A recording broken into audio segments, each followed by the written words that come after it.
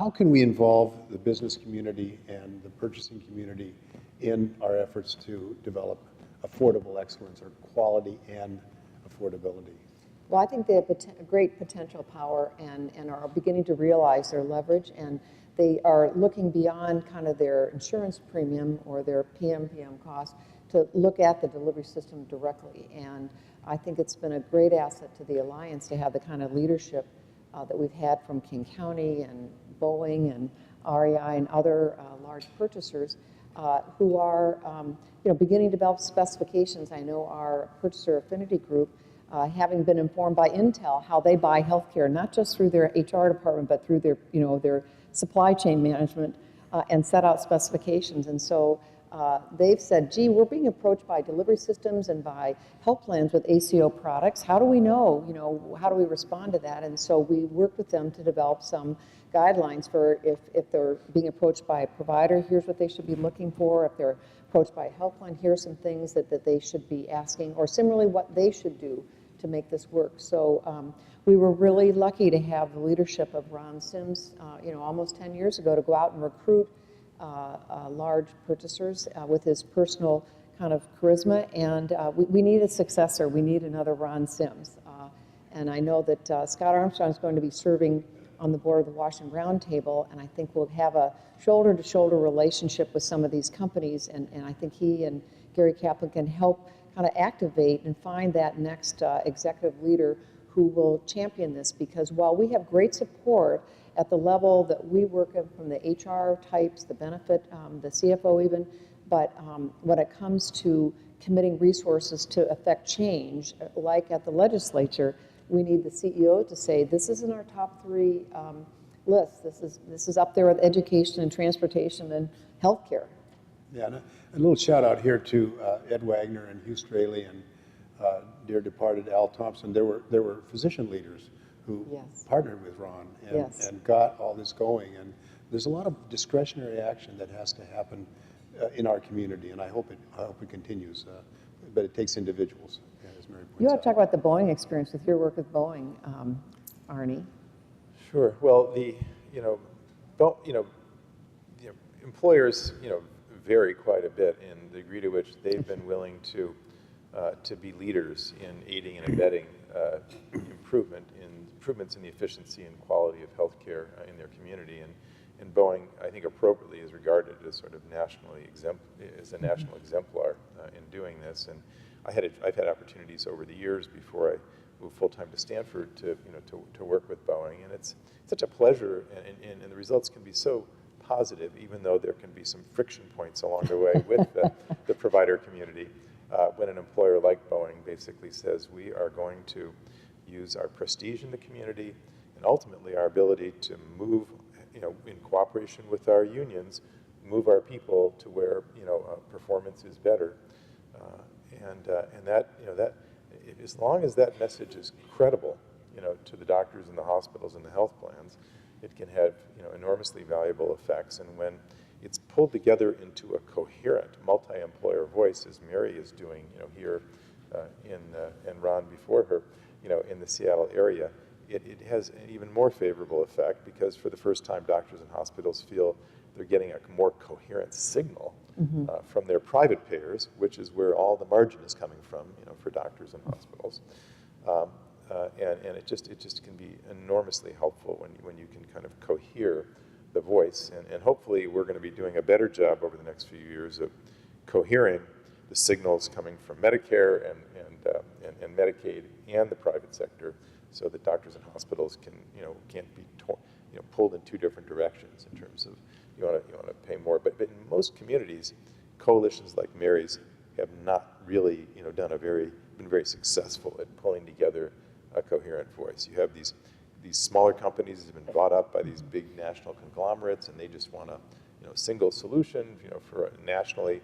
And so when progressive, smart people like Mary come to them and say, we need to do something a little different here in Seattle because we're trying to orchestrate a message we're sending to doctors and hospitals, a lot of these big national companies will go, no, we want the simplicity of a single national plan, and that makes Mary's job much more difficult. I'm going to be a little contrarian here. So Arnie, when? So, Now? So, So what else is new? Arnie and Mary are among the two most important people in the whole country in the last decade in this work. It's not clear how important I think employers will be 5 years from now. Yeah. First of all, because understand all of this, everything we've been talking about, to most employers is a big pain in the ass that they don't particularly want to mess around with. Scott doesn't spend a lot of time in the bowels of the energy business, going to Olympia to lobby on details of energy policy, although energy is one of the biggest inputs that group health has to deal with. So if there's a credible alternative, if I as an employer can send my employees to an exchange, public or private, I can say, here's a check, go with God, I'm out of this business. That's going to be a very tempting proposition to me. I once had the experience of funding a big statewide business roundtable look at healthcare because I was expecting the CEOs to show up and sign some edict. And when the whole thing was done, I looked around, and at the corners of the table were Aetna, Blue Cross, Blue Shield, the Hospital Association. Those were the people in the business roundtable who really cared about the details of health policy. And I suspect if Scott chaired a roundtable talk about energy in Washington, you'd find the gas company, the electric company, and the oil company. So there's no question that progressive employers have led much of the positive stuff that's going on in payment reform, benefits design, and they've played a huge role. What role they play in the future, I think, remains to be seen, and frankly, the number of places where there are enough big employers and have the kind of scale that can get the attention of the mind share of a hospital or doctors, most of America isn't like that. So I think this is a highly regional, Washington is one thing, but Chicago is someplace else. What about regulation? Do you think much in the Affordable Care Act? There are lots of pilot projects going on, which presumably could lead to regulation. Our guilds are essentially established by regulation.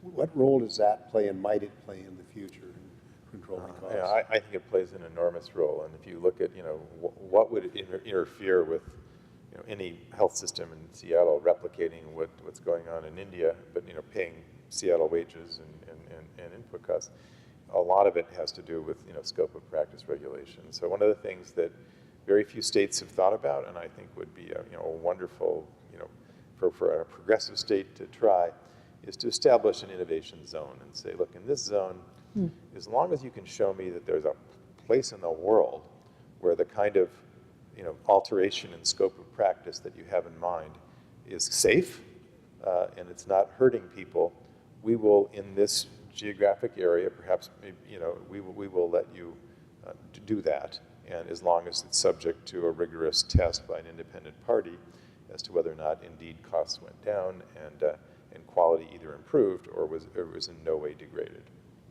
Interesting. And how's that going to happen? The guilds are pretty powerful. I think there is some chance. One is now beginning to read stories about shortages, about, all right, now we've got these people enrolled, they can't find a doctor. This is not entirely unexpected. I think there's a chance that the manifest inability of our current system to provide access at affordable prices may be what's necessary to overcome the kind of political inertia that says, let's keep things the way they are, let's be very cautious about any changes.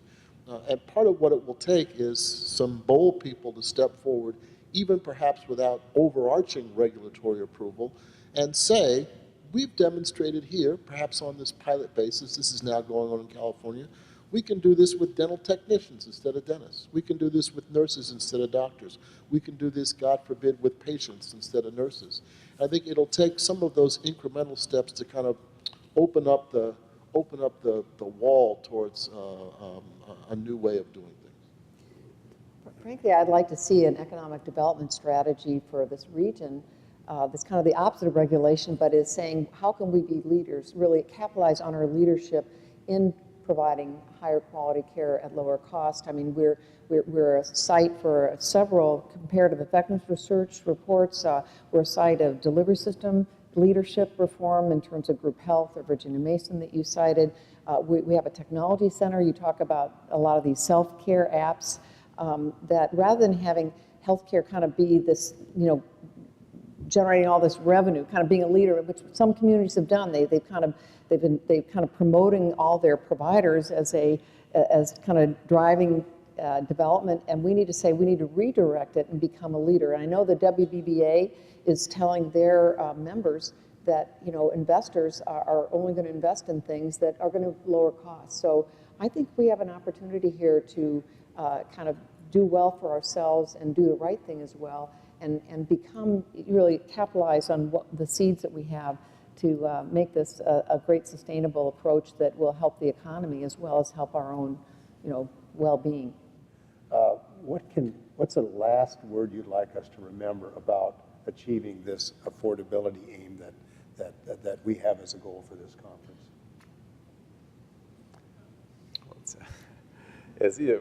Obviously, I don't want to it's a short question. I want to give a short answer, but the panel responses, up until the point, have sort of made the point there's probably multiple dials, you would want to turn.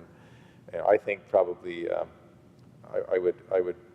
if I had to pick one lever, I would say make more progress on being able to compare quality and health insurance fuel burn, not just at the health plan level, but below the health plan level, and then aid and abet allowing consumers to pay less if they choose more cost-effective doctors and hospitals. That is the dial that I think has the most, if you mix a metaphor, leverage on affordability and quality. So I think group health is really well positioned for the kind of structure and incentives that we all want to have a better, more higher value system. And I'd love to see group health exert the same kind of competitive pressure on the rest of the market that I saw 30 years ago when I was in Portland, and Kaiser was the low-cost leader and was eating the lunch of the Providence system. And they said, we have to compete with that. And so it really stimulated the start of the Providence Health Plan and other competitive efforts. And so I'd like to see group health exert that same kind of competitive pressure on price and quality that Kaiser did 30 years ago in Portland, and will not only better group health, but will better the community as a whole. I guess I would appeal to the non-group health people in the audience and say you're going to have to push group health to do that. Look, people in healthcare have done pretty well for themselves, and once you establish a big position in the marketplace, as even the most progressive and disruptive organizations have, unless somebody from the outside is saying, yeah, you're doing well, but you need to do better, to get that kind of competitive spark from group health we'll need group health's lay board members and customers and the public to say better, faster, cheaper, and group health and others in this community can help stimulate the rest of the provider community to go that direction. Well, with that and those final comments, actually the whole discussion has been fabulous. I learned a lot, and I expected to. I hope the rest of you agree. We've had a great 15th annual Birnbaum lecture. Thank you.